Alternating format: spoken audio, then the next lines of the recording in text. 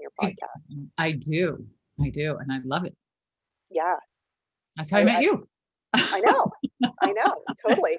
Well, I sort of think too, I'm like, I'd love to get all the deep, dark secrets of who is like a really good guest and who is like a real pain in the butt, but I won't make you say any of that here. Hi, everybody. Welcome. Nice to see some familiar, I was going to say familiar faces, but we can't see your faces, but some names I recognize. Hi, Ron. I'm loving that you're on this line right now, Ron, because you've been on my mind to email. So I'm going to email you right after this. I'm writing myself a note. Hi, everybody. Hi, Jen. Hi, Grant. Nice to see you back here again.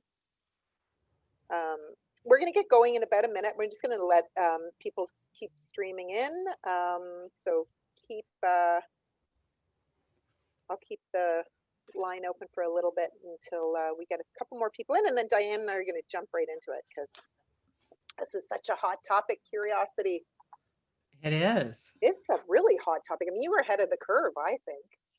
It's fun. When did you write your book? When was your book published? It was a couple of years ago. It's been a couple of years, but I set up a Google alert back in the day for curiosity, and then of course I got everything Mars rover coming in, so then I had minus Mars rover, and so I just to see how often you'd hear about curiosity, and didn't get that many in the day, and now, and I'm hoping it's because of my research, and but I don't know. Now I get quite a few notifications every week about people writing about curiosity and the value of it, and it's a huge topic. So it is definitely, I find certain words become the flavor du jour in people that we work with. Agility is a big hot button word these days, and curiosity is another big one, and we're all pivoting. There's another one I'm going to give you that see if you're curious. I got another term instead of curiosity that I sometimes use to refer to curiosity. So, oh, really? To get out of curiosity. So we'll talk about, to get out of things that are keeping you from being curious. So we're going to talk about that. It'll be fun. Yeah. Well, I love that Grant's already asking questions. He's like, what about the expression curiosity killed the cat? Because our parents were awful, the things they said to us. Kids should be seen and not heard. Now we know it's just they didn't want a parent, right? I love it. All right, well, let's get started because lots to cover. Welcome, everybody. And just a reminder, we're going to have the lines muted, but feel free to use the chat and to put in your questions, engage. There's an ask a question function or a chat function. I'll kind of keep my eye on both, but we're going to get this show on the road. So I am so excited to be here with Dr. Diane Hamilton, who has written this book that I was talking about earlier, Cracking the Curiosity Code. And if you just joined us on the call, I was saying I think Diane was ahead of her time. This is now the topic of the day. But I thought, maybe to get us started, Diane, you could share with us, because I'm curious, how did you get curious about curiosity? What kind of brought you to this area? That's such a great question. People ask me that, and it's really kind of hard to answer because I think we're all very curious when we're young, right? We all know, and a lot of my research showed that we all have this huge level of curiosity, but some of us tend to hold on to it more than others. And I have a radio show, which you were on, and that's how we met. But during my radio show, one of the reasons I did the radio show was I had worked as the MBA program chair at the Forbes School of Business, and I had an opportunity to meet some really great speakers who were really interesting. And they let me interview. My very first interview ever was billionaire Ken Fisher, who can be kind of challenging to interview because he's got a very dry sense of humor, and he messes with you a little bit, right? But it was it was really kind of fun, and I learned so much. And I thought, oh, this guy's really curious, and it was interesting. And I interviewed a few people before I left. And when I went out to do more of my consulting and speaking, I thought, oh, it would be fun to get my own show and just interview people who are just interesting. And the more I interviewed people, the more I saw just how curious they really were. And I still teach for a lot of different universities, and I kept going back to my classes, and I have students who would kind of want to have me give them the fish instead of teach them to fish. They really didn't really want to know why behind things. They didn't have that same level of curiosity that people like you and others who are on my show were just amazing. And you talk to them and they were just super open to all these great ideas. So I thought, well, I'll write a book on curiosity because I find it fascinating, because I was that kid, that the why kid that you want to smack for saying too much stuff, right? And who was it that asked Grant? Yeah, I was the one that they probably said the curiosity killed a cat to shut me up, right? So it was the kind of thing, though, as I started to write the book, I started to see that it was more important to find out not just what curiosity is, because there are books about what curiosity is. It was more important to me to determine what keeps people from being curious, or what stops it and inhibits it. And as I started to write, I thought, okay, well, I had written my doctoral dissertation on emotional intelligence, and I was very much interested in assessing emotional intelligence, different personality things, traits, and that type of thing. And I had written a book on personalities in the past, and I thought, well, let me just look into what assessments are out there.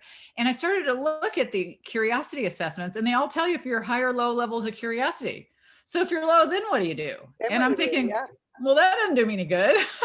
So I wanted to know, well, what's stopping me? And none of them told you that. So I created my own assessment, the Curiosity Code Index, and I spent years going through all the research and the trials to get it to be a valid instrument, and the psychometric analysis and all the fun statistics everybody loves so much.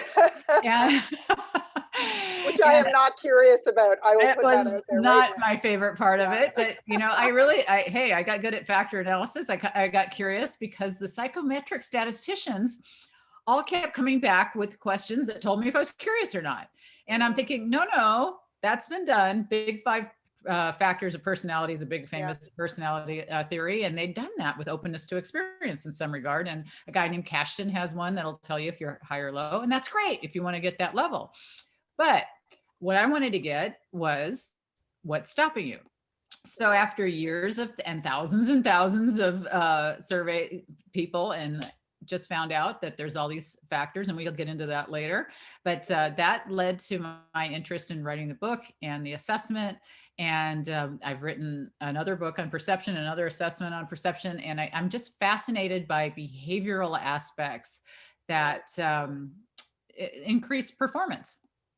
I love that. And I mean, there's so many things in here. I mean, I think maybe for everybody, it would be helpful, because I think this idea of, because immediately what I got curious about as we were setting up to talk about this, I started getting curious about the things that I am curious in, and the things that I have zero curiosity for. Right.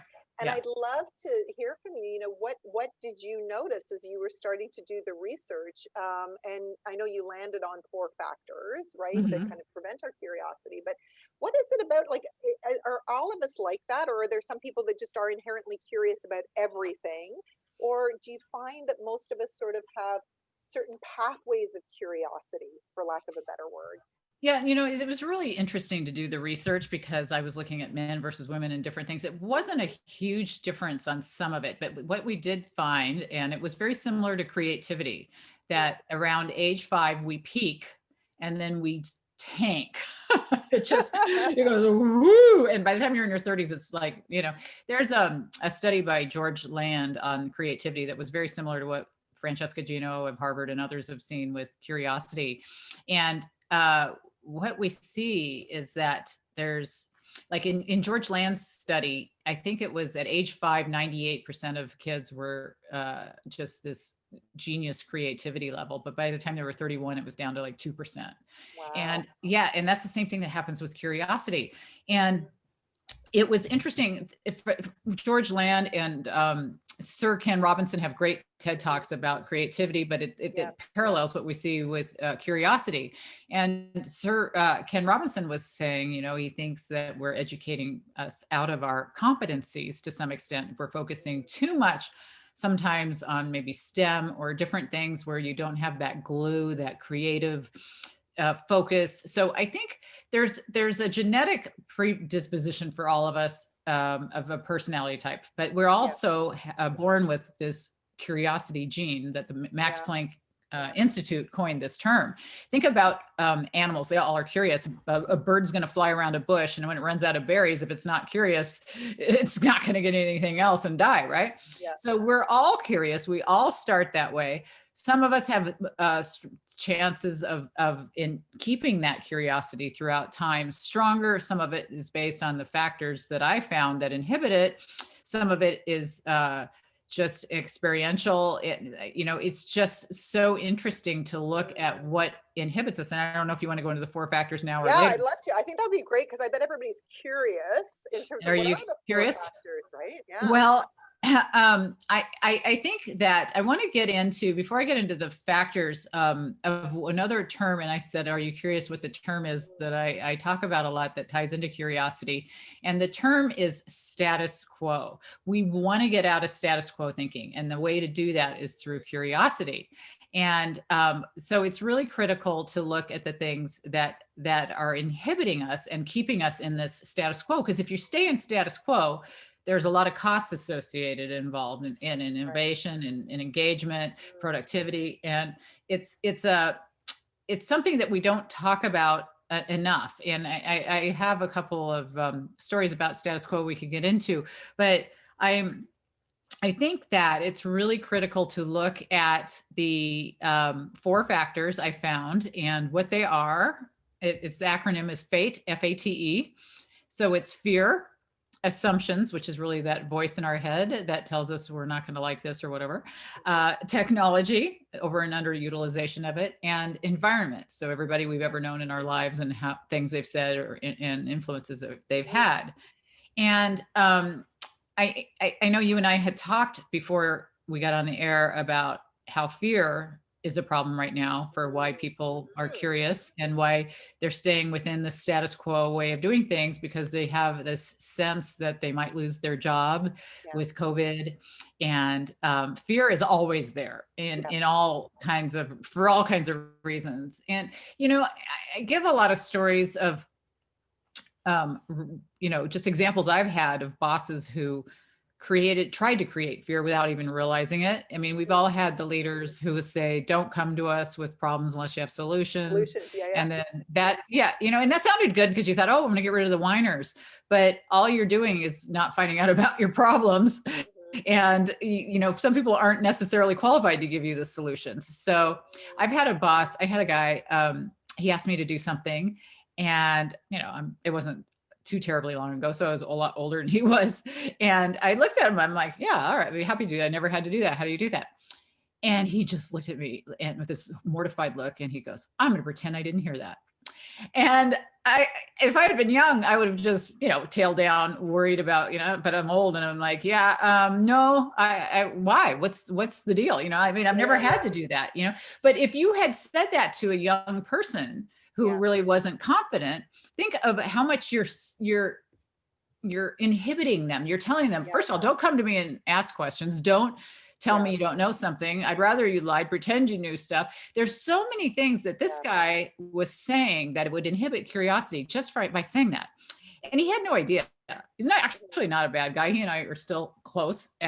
His bosses treated him that way. Yes. And culture comes down from above. And I mean, I know we got a lot of mid-level leaders in here, and the culture starts at the top to some extent. And if it rolls downhill, we have to have this movement from the middle, from the lower levels to encourage this sense, even if we're not getting it from above. Because I think, having Francesca Gino on the show was great, and having others who are experienced in curiosity and some of the things that go along with what culture will do in the company is really critical to understand. I mean, even Travis Bradbury, who's an emotional intelligence expert, and I studied emotional intelligence, that was what I wrote my doctoral dissertation on. We found that CEOs have some of the lowest levels, right? Because they have it and they get promoted.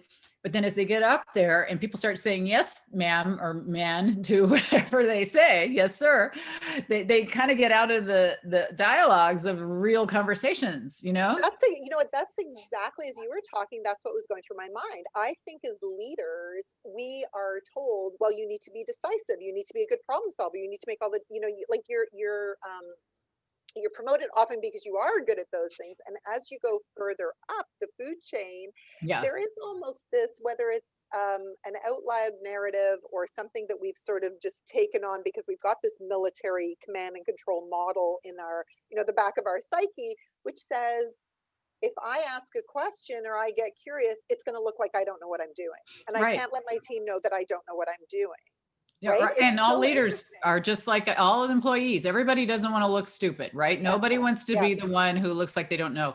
And Yeah. I've worked on a lot of boards. I worked on the board of advisors at DocuSign, and that was a really great experience because I got to work with Keith Kroc, who is the billionaire behind the whole DocuSign IPO, but now he's undersecretary in Washington. But what I learned from him was that this humble quality of a leader, and why people will follow him to the ends of the earth because of it, because he just will say, hey, I don't know everything. I surround myself with people who do know things. And if I don't know, I'm the first to just say, hey, I don't know, let's figure it out together. That takes And a lot of confidence, I think. It does. And, the guy is very confident. He does a lot of things, but he doesn't try to do the pufferfish thing. Like, I know more than I know. Yeah. And I think that pufferfish thing can be a real turnoff, and people don't recognize that they're doing it. Yeah. But it's a self-defense mechanism, because you want to instill confidence. You're not doing it to be negative. You're trying to make your team feel confident. It's part of, like a parent. You don't want your kids to know that you don't know what the heck you're doing, right? You want them confident in you. Yeah. It makes sense. But I've had so many experts on my show, Wally Daskell, so many, who have said, leaders are so worried about being discovered that they don't know what they don't know. And not everybody can know everything. So you have to surround yourself with people who know what you don't know, and have mentors. And so this fear, as we talk about fear, it's not just for the people who follow you. It's for you as a leader. It's for your bosses as leaders. It's for everybody that, you're in a meeting and you're thinking, I don't want to ask this question because I'm afraid I'm going to look stupid. But it ties into, I want to get back to the status quo while we're still in fear, because there's a thought experiment that I think is really interesting. And you might have seen this, as National Geographic has put this on television, and it's really interesting to me because it's talking about how people go along with status quo, that fear of doing something different, right? Yeah. So this woman, she walks into an eye doctor's appointment that she thought was an eye doctor's appointment, but it was actually an experiment. And she was the only one that wasn't in on it. Everybody around her were actors. And so they recorded this, and what they did is every few minutes they rang a bell, and everybody around her got up and sat down without any explanation. Have you seen it? Yeah. And at first she's like looking around going, what's she going looks on? Around like, what the heck? And then after just 3 times the bell rings, she gets up and sits down with everybody, right? Yeah. And then they go, well, this is really fascinating. So everybody's getting up, sitting down. They go, well, let's just take everybody out of the room one at a time to see how she'll react when she's alone. So they call people back as if they're getting their eyes examined. Yeah. And when she's alone, the bell rings, she still gets up and sits down, because it's called social learning. Yeah. She does it because she's learned this random rule that means nothing, but she doesn't know that. Yeah. And so they go, well, let's just put some real people in the office with her and see what they do when she does this, right? Yeah. So they actually put in other patients, and the bell rings, she stands up, sits down, and the guy next to her does that same look, and he goes, why did you do that? And she goes, well, everybody else was doing it. I thought I was supposed to. Yeah. So what do you think he does the next time the bell rings?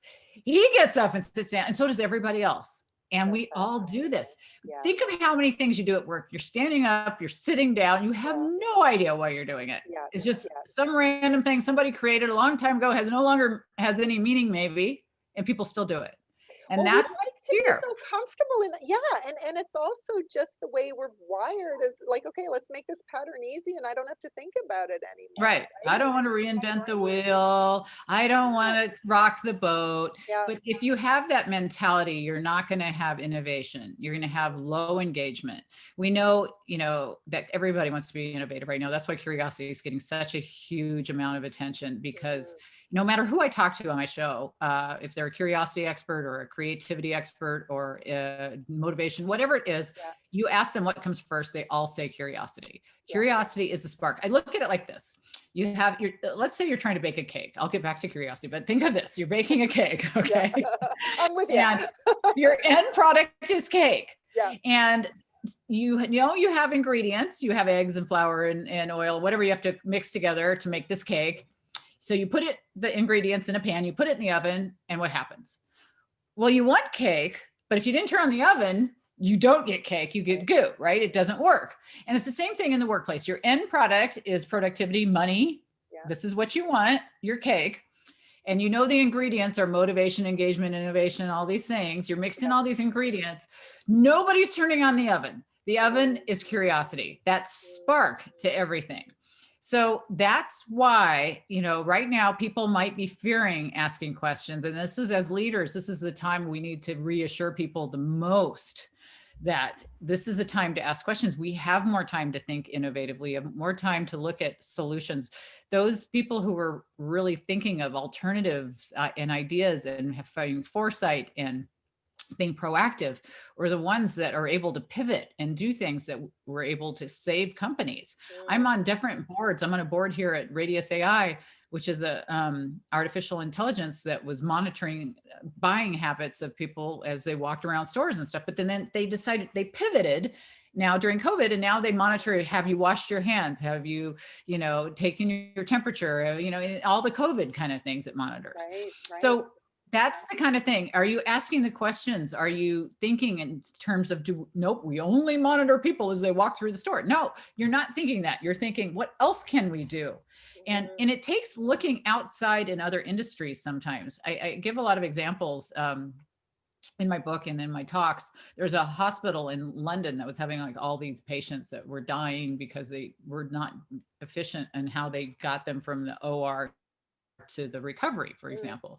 And so they're trying everything. They're asking questions like, how can we make this better? And they tried all the status quo ways of fixing things.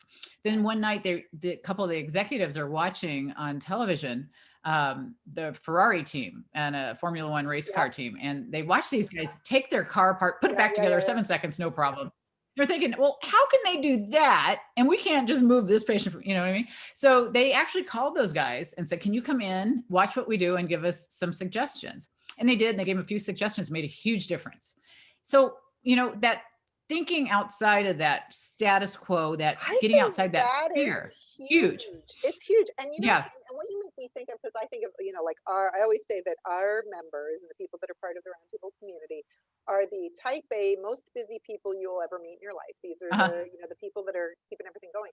And as a result, one of the things that I notice is that what gets sacrificed? Well, external networks, going beyond, kind of, you know, because you're so busy in your bubble and you're so busy in the organization you're in. And yet, you know, this opportunity to kind of learn from other industries, take ideas over, like, I'm sure that's a huge spark for curiosity. It is, you know, way to get your thinking out of its regular thought patterns. Well, it's that siloed thinking that we're trying to get out of in general, you know what I mean? And if you can get out of it within your company, you could also, it's not just in your cubicle, it's not just in your silo, it's, you can get outside your industry and take a look. Van Moof makes bikes, you know, they make like this hybrid electric bike, and they kept shipping it to find out that their bikes were breaking in shipment, and they were losing a lot of money from that. And so they kept looking at how can they revamp their packaging when they ship it so it won't break. But everything was super expensive. You know, if you double the packaging, you double the cost, you double this, you know, everything was more than they wanted to spend. So they looked at it and they thought, well, what else ships in a similar container? You know, how are they doing it? And what are they seeing? And they looked and they saw that flat screen TVs actually were in the same kind of box, and they weren't breaking. And they're like, why aren't they breaking? And we are. And they noticed they printed a flat screen television on the front of their box, right? So they thought, well, what if we spend just a few more pennies, print a flat screen television on our box, and they dramatically reduced their breakage. Hilarious. Yeah. So they didn't put a bike on their box, they put a flat screen. They put a flat screen. That's what you want to do. Question it. What can you do differently, you know? Yeah. So going back to your 4. So we talked a lot about fear. Okay. So that's fear. Assumptions, technology, and environment. Tell us a bit more about assumptions.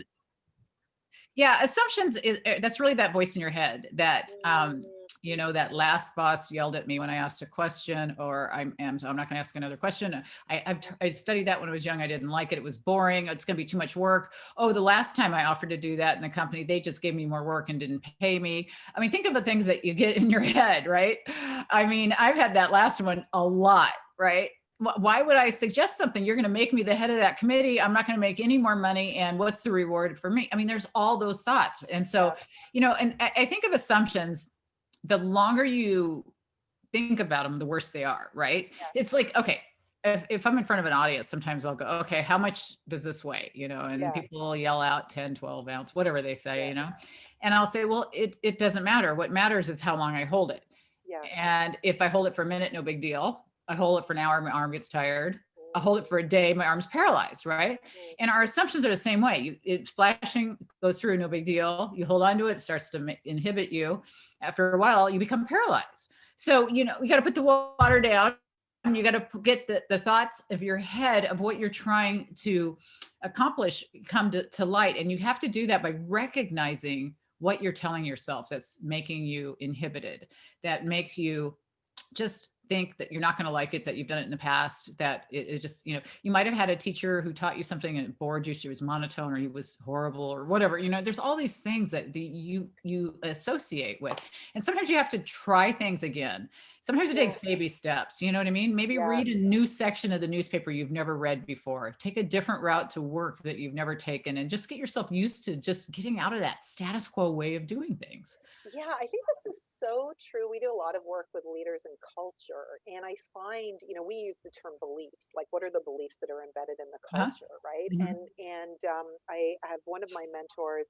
He will always say when people say, "Well, we can't take that risk around here," and he always Mhm. says, "You say the word yet, Mhm. yet.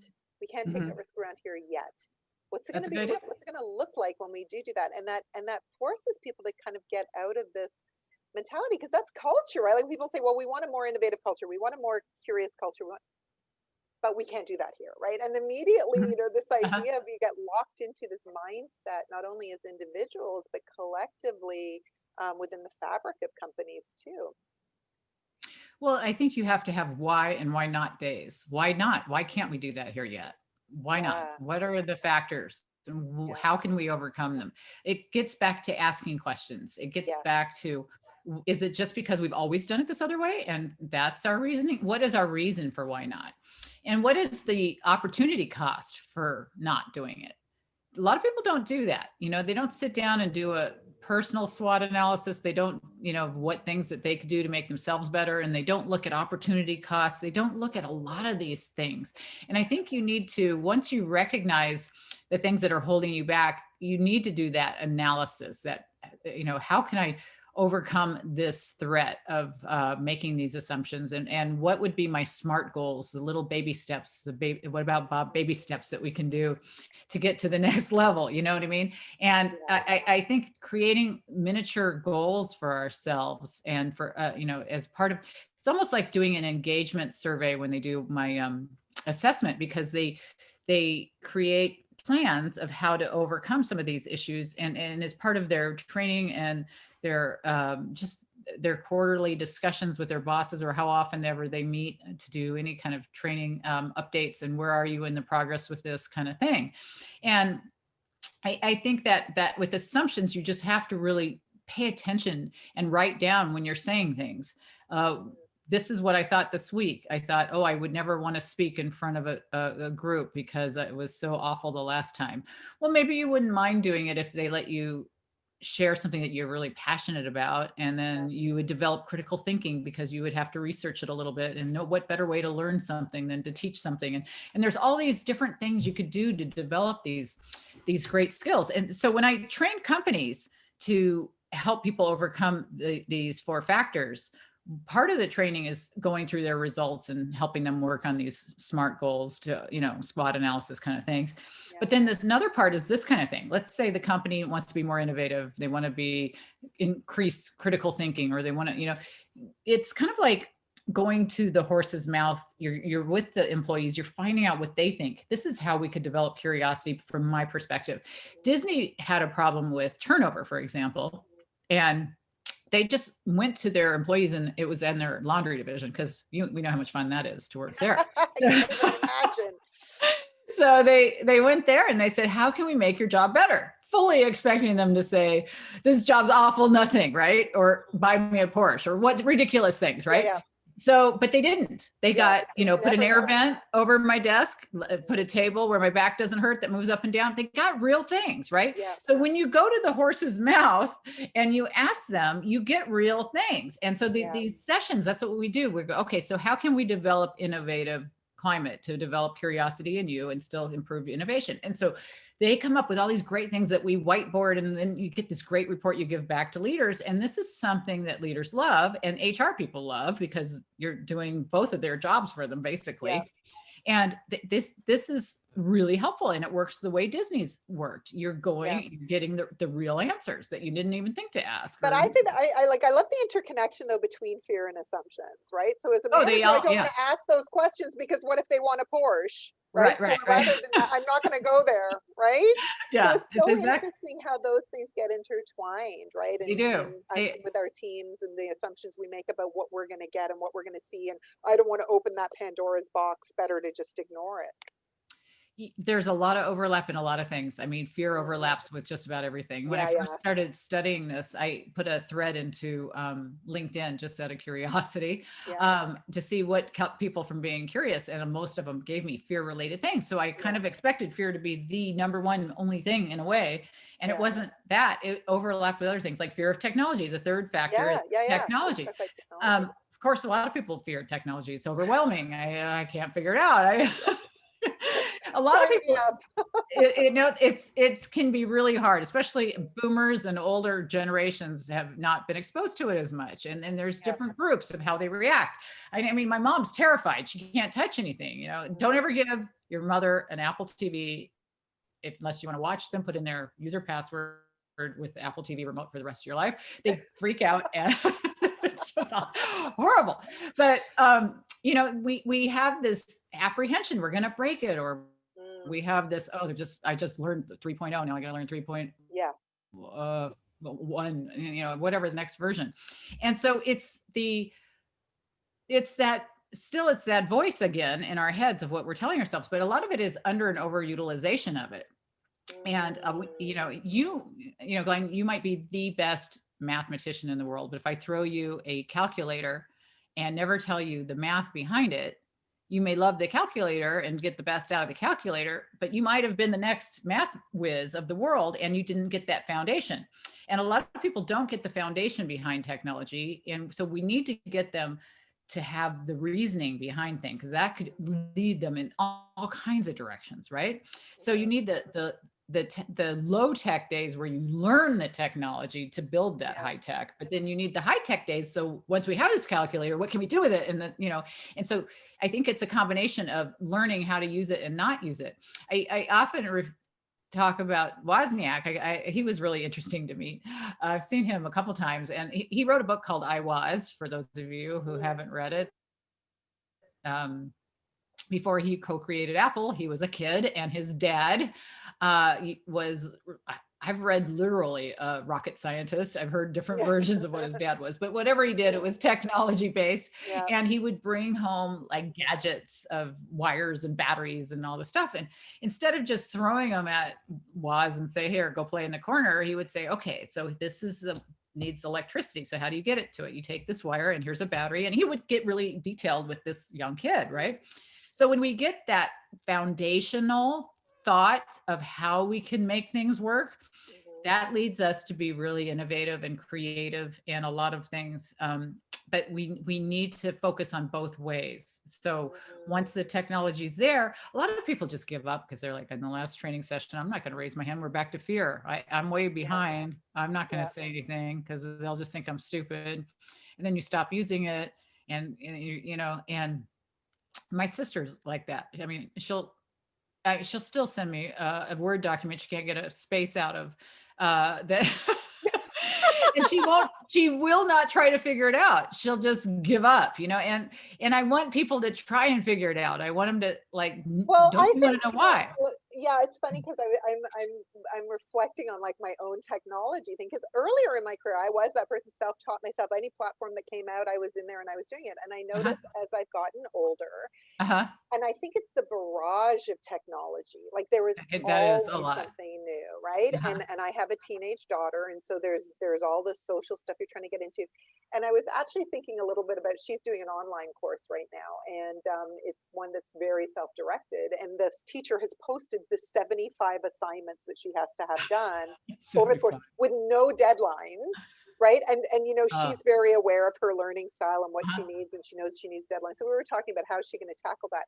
But I think Uh-huh. often when it comes to technology, it can feel like that. It can feel like we've got this list of 75 things that we need to know about Oh, with it can. Zoom and Teams and this and that and the other, and all of these Yeah. things. And there is a point where our brain shuts down. And I'm going to circle back to what you're saying earlier about, because I was thinking about how do I overcome this, because I am backing away from technology on certain things because I'm just like, I'm done with it all. But I realize it Yeah. is about the small baby step, right? So what's Mhm. the one thing you can try? What's the one thing you can do? What's the one small thing that will start to reprime that pump? Because I feel like, I don't know what it is, but I feel like I'm actually almost in a way boxing out certain things because I got Yeah. enough to deal with over here. Is that a It normal reaction, or it am I kind is. of a weirdo? No, it's a really normal reaction, and a lot of it is based on your environment of, what experiences you've had. Mm, We all have that desire to figure things out when you're young. yeah. Like I said, one of my favorite pictures I used in one of my talks is of these two little girls looking at the San Francisco Museum of Art, and there's all this art on the wall, and they're looking through the vent on the ground trying to see what's behind the vent, right?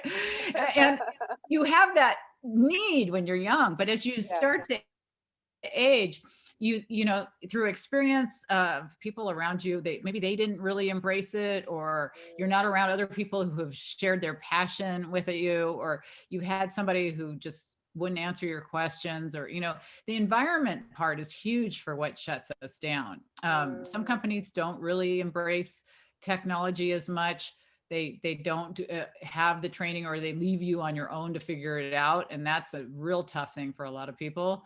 um, I think that, in environment, of course, Wozniak was a great example of having a good environment to promote mm, curiosity. It's some people have I'm going to show you anyway. Elon Musk's father told me it wouldn't amount to anything, and he showed him anyway. But yeah. not all of us have that tenacity, and not all of us have that same quality. And some of it boils down into perception, which is what also I wrote about, because curiosity ties into perception. Perception is a combination of IQ, EQ for emotional quotient, your emotional intelligence level, your Mhm, CQ for curiosity quotient, and your CQ for cultural quotient, and mm, how you perceive something. You've given people the same task to do, and one person will go, "Oh, it's so hard," and the other person's mhm. done. They just Yeah, did yeah, it. yeah, And that's what I always find interesting, because I'm kind of like a Nike person. I'm one of the people, I'll just do it, or I'll yeah, volunteer to yeah, do something because I don't know how to do it. I'll figure it out, right? yeah. And women aren't usually like that. I do a lot of research and talks with women, which sometimes I do. I try to focus on everybody, but every once in a while I get invited to a women's Yeah. group, and they'll ask me for women-based stuff. So I'm like, all right. So in my research, fear would hold this group back more than others, and the different things hold, but everybody's pretty close. But when it comes to women and how they are held back, sometimes it's Yep. like they studied. I think it was at Oxford. They studied how women versus men respond after like a seminar, watching people and whether they'll ask questions or not. Yeah. And men were twice as likely to ask questions, and women had to have like 6 questions asked before they would raise their hand, where men are just, hey, let me, Yeah. Yeah. Yeah. and, Yeah. and men would go, hey, you got a problem up there on your slide. Women wouldn't do that for fear of, embarrassing the person or looking like Yeah. they were wrong, or, and there's this difference of our, cultural upbringings, our Mm, environmental backgrounds of what we're experienced to, of what's okay, what other women can do, what other women don't do. And I love the just do it kind of mentality. And I think, well, why don't they have that? Why mm, don't, and a lot of it is this experience, this environment Yeah. of what you grew up in and who tormented you. Did your sibling go, that's the stupidest thing you could ever do, if you wanted to read about that? Or, you know, I mean, Yeah. siblings are brutal. Yeah. And Yeah. if you think about it, it's a Yeah. wonder I even left my house. You know what I mean? Yeah. So you No, have, it's totally true. But I like it just even like I think this environment thing, and I think what you're making me think of is like all the unconscious biases we have, right, as right. individuals. Like we're all completely biased. And I even think about like people on my team that, you know, are curious about certain things that I'm not curious about. And so I don't value that. And so Right. it's not Right. that important to me. And yet I think, gosh, I'm like probably really inadvertently shutting down something that gives them a lot of energy and that they're really curious about. And how Yeah. do I self monitor that as you know, leader of a team?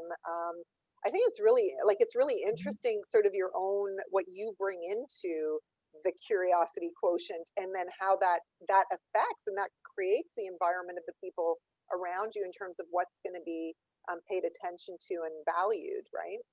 Well, I think you're bringing up why mentorship's so critical. And if you Mm, have people around you who are different and have different experiences, it's really important. And not just one mentor, several people. You know, in all yeah, the training I used to do on Myers-Briggs in the day before everybody didn't like yeah. Myers-Briggs, um, we would put people in groups of their personality types. You know, all the F's Mhm. would be on one side of the room and all the T's on the other. And then they'd ask you your different preferences for things. And I remember I'm all T. I had 0 F, and they put all the F's on the one side, and then they said, how many people like it when people bake you cookies? And all the F's, you know, they all raise their hands.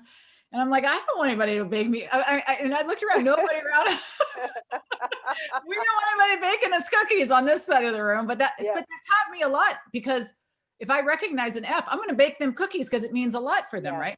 And so yeah, as you learn what other people like, and I think personality tests are really good for not understanding what you are so much as what the opposite of what you are. yes, And agree. you know what I mean? Because you know what you are, but you don't know what you Yeah, don't know. yeah, And if you could be around people in mentorship, you know, we found we would give people like Legos to build houses, for example, and these groups we'd set up with these people. And if you put everybody on a team that were all the same personality type, they build you this really boring, stupid house, right? But you put yeah, like different people, different personality types all together, they build you a moat and a castle and, you know, cool stuff.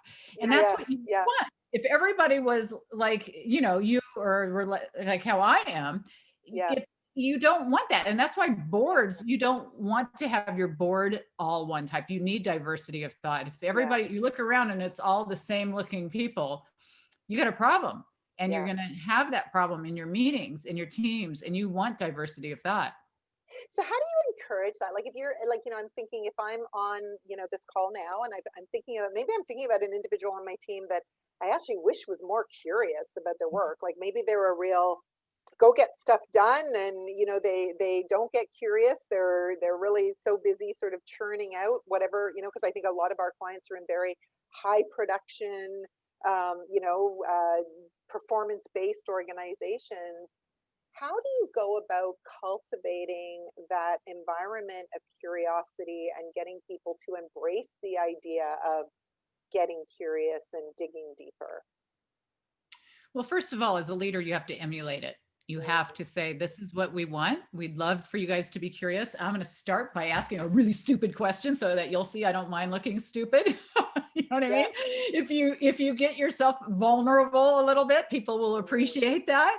mhm. And say, as part of our values of developing curiosity, I'm going to ask a question I normally wouldn't ask today. And I hope everybody else does too, you know, and you get people Mhm. asking questions. And then in one-on-one sessions with people, when you're not putting them too much on the spot, you know, you can ask them things that interest them and why things interest them, and find out Mm, more, because a lot of people would do more if they're asked about things. And if you develop mhm. your curiosity to find out what they like and what, I mean, I interviewed Olin Odekoven, who was the CEO of Peregrine, and he actually hires people because he sees that they're great, but he can't really decide on their job until after he sees what they do for a while in the company, Mm, puts them in different areas, and then he designs a job around them.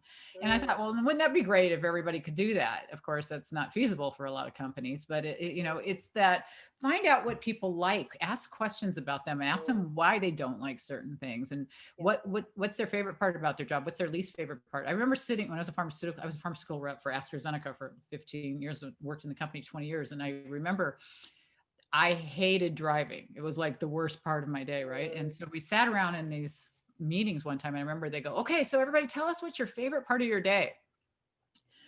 Every single person at that table said they love to drive.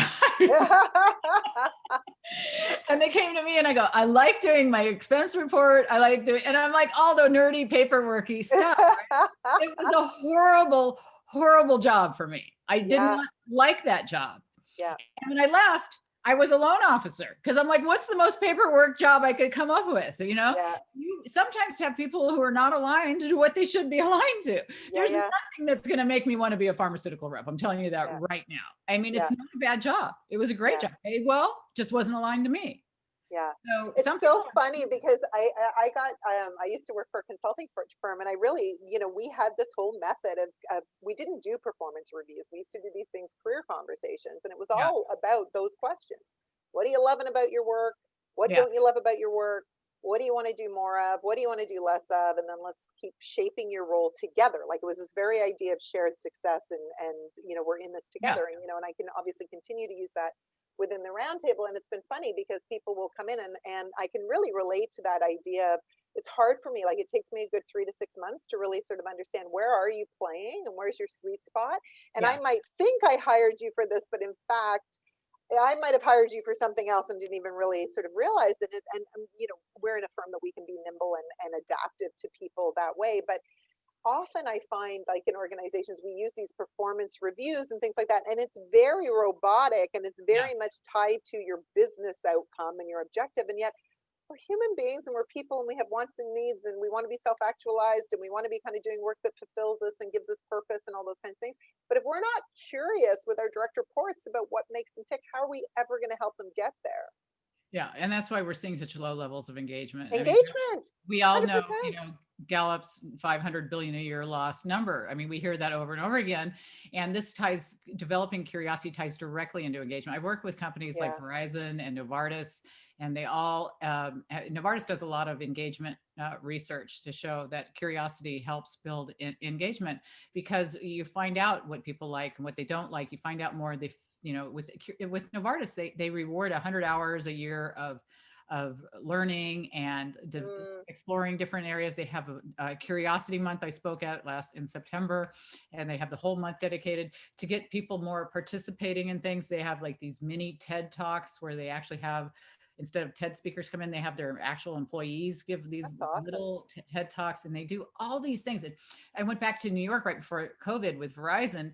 They had me do these talks that they like mini bite-sized videos where we put it in their onboarding and their different, all their stores and everybody to share the value of curiosity. And then they'd have a little, after I talked about curiosity, they'd have an employee example of look at where they got in the company because of how much they valued curiosity. And they show these case studies, and everything's in these bite-sized pieces. Everybody wants 2 to 5 minute things, And so, there's all these companies where they really embrace this value of curiosities. I had Xander Lurie on my show, SurveyMonkey CEO. They changed their address to One Curiosity Way. They value it so much because all they do is survey, right? Who's more curious than a survey company, right?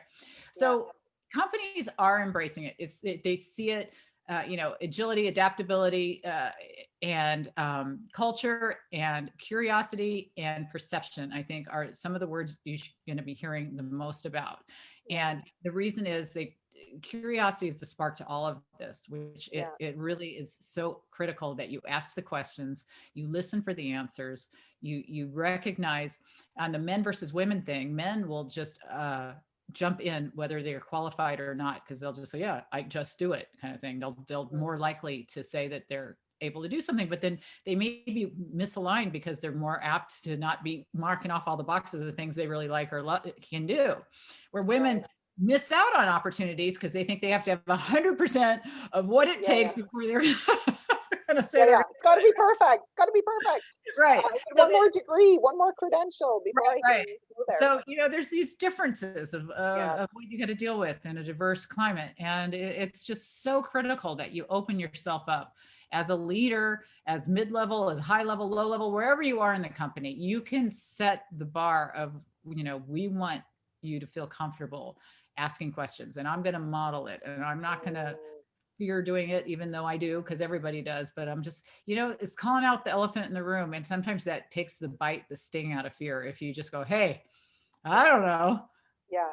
You Yeah, I know? mean, there's so many things that you said. Like, I mean, I think it's sort of how we show up as leaders, the conversations we engage in and encourage and role model. There's the structures that we can put in place. Like, I love that anxiety, internal TED talks, counting the hours that you spend doing something, like actually making a metric, like what gets measured gets done, right? We know that. So how do you start to put structures into your environment if that's what you want to encourage?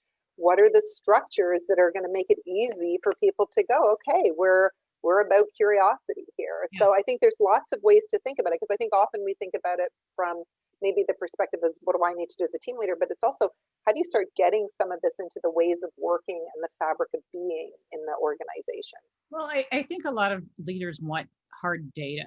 How can you Yeah. show that this is going to be the bottom line costs involved? I mean, with like Novartis, we did the research, and they found um, they were 2 points behind on engagement until they started to do the curiosity plans that they did, and then they Hmm. became one ahead of the average in the industry. And so so they went up 3 points. And Yeah. so there's some things you can gauge, but what we were doing at Novartis is, I mentioned Cashton has an instrument that tells you how high or low your level is, Hmm. right? So you can do something like that. You can give an instrument and say, okay, here you are, here's your curiosity level. And then you Hmm. could do something like what I do, where you do all this training to help recognize things that inhibit your personal curiosity, and work on, those bite-sized, smart goals. And then you could give Cashton again. And Yeah. then you get a before and after to see Yeah. what difference does it make to go over these fears, assumptions, technology, environmental issues. Yeah. And that gives you the hard data within your company. And I think a lot of companies like to see that. Yeah. No, it's true, because I think we've always sort of made the excuse that a lot of these things can't be measured. They're the intangible. These are soft skills we're Yeah. talking about here. And I Well, kind of think you got to get past that they measure argument. Like, emotional intelligence. I mean, I did it for my dissertation, and that's, it's self-assessing. And some people yeah. are like, well, how accurate is it? Well, it's their perception of what it is, and they'll see it changing. So whether they exaggerate or not, you will still get a baseline, and you'll still see where they see themselves there. And then you Mhm. can see how it changes over time. And I think that those are really critical. I had Daniel Goleman on my show, the Mhm. genius behind all the, Yeah, yeah. The EQ is EQ more important than godfather. IQ. I love him. We talked about this, and this all ties into emotional intelligence. And when I asked him about this, he said he thought curiosity was the key critical skill of the Yeah. future. And to hear that coming out of Daniel Goleman's really an important thing, right? Yeah. So we know this is critical. All the costs of communication, conflict, turnover, everything that we're talking about here, all have quantitative measurements that we know. 500 billion just engagement, right? Yeah. So we know that if you can get people to be more engaged in their job, you're going to save money. And Yeah. if people can ask questions and explore areas and do things that interest them, I mean, it's just common sense, even without the data. So, boy, I can't believe how quickly this hour went. Like, we are wrapping up. So I'm going to ask you, for folks on the line that are thinking, okay, I feel like I need to get more curious. I feel like maybe I want to understand what I can do to build this muscle. Like, that's what we're really talking about, your curiosity muscle. It's going to be the way of the future. What would be maybe your sort of top advice for people who want to strengthen their curiosity? Well, I think recognizing what holds you back is most important. Whether you take the Curiosity Code Index, I mean, which Mhm. you can take at curiositycode.com if you're interested, or if you write down the fear, assumption, technology, and environmental things that you think are holding you back.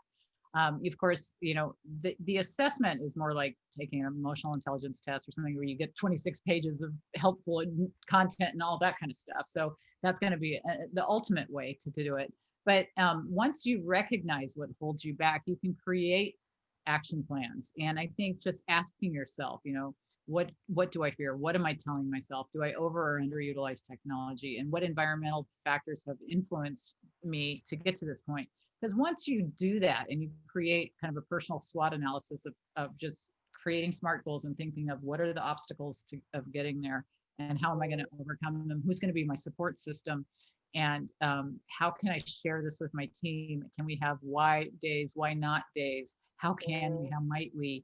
And I've had people on the show just saying, how they talk about their culture and their values in every meeting, like for our meetings, just remember, we're trying to build curiosity here. So keep that in mind.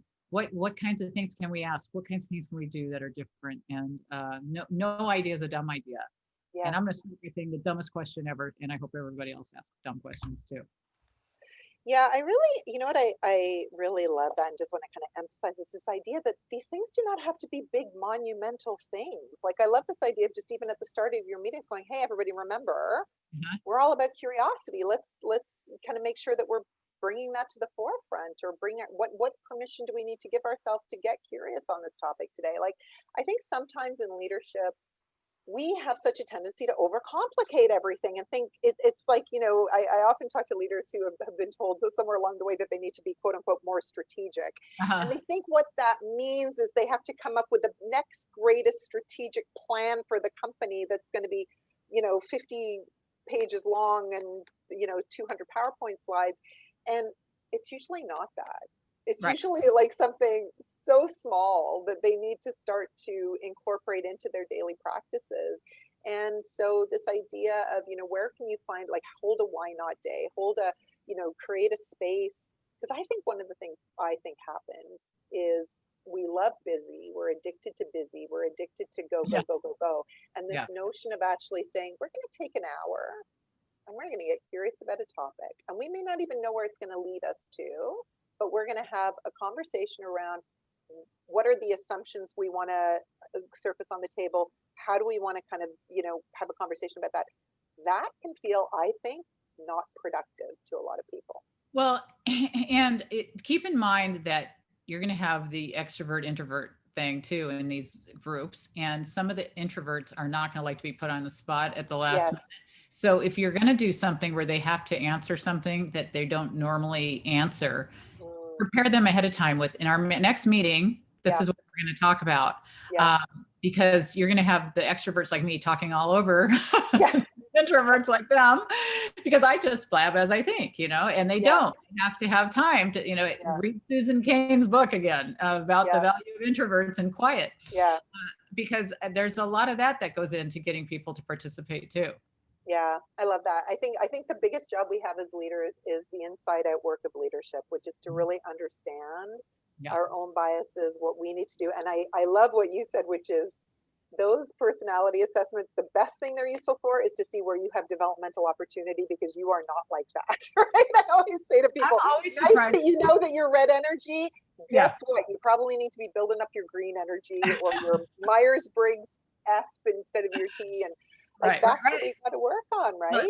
I worked in a company where they made us put our color on our cubicle so you knew what people were, and some of that works, and some of it, it just helps you recognize that not everybody thinks like you do. And it may be really hard for people to grasp that. But these personality assessments, as corny as some of them think that they are, but they don't necessarily have to be that way. I mean, DISC is fun because you get to get in the corner. I'm a D, I'm looking over at the and all that stuff. But this isn't like that, where we box people into types. We're looking at, this is your level, more like emotional intelligence or engagement. And look, we can build this. And that's I think that's, well, and I think I've done my Myers-Briggs 6 times. I've come out 6 different ways, depending. Oh, really? You're not supposed to. You're supposed to be the same. You must be really close to the middle. I'm very close to the middle on 2 very key dimensions. That's why. So it flips around for me depending on, and so to me, it's about that situation, right? But anyway, we could probably keep talking. I'm going to kind of wrap us up though, Diane. It was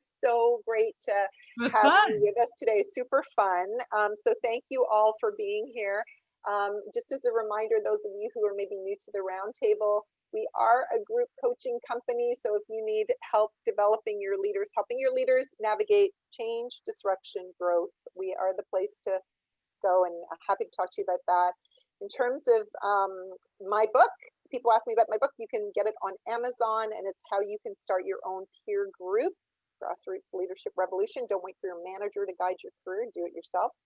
And then our next Ask the Expert, that's a bit of a tongue twister, Ask the Expert, is going to be with my friend, Dr. Vince Molinaro, who is the New York Times bestselling author, and is going to be talking about his new book, Accountable Leaders. So excited to talk about accountability. That's another big buzzword we're hearing these days. So we'll be on again next week chatting about that. And I think that's our last session before the holidays. So Diane, thank you again for being with us. And great. it's a pleasure. People reach out to me, Diane. Yes. Well, we'll be sending a Hamilton. follow-up, and I'll make sure everybody's got all your contact info. And happy to answer questions. Excellent. Thanks so much, everybody. Have a great rest of your week. Bye-bye. Bye.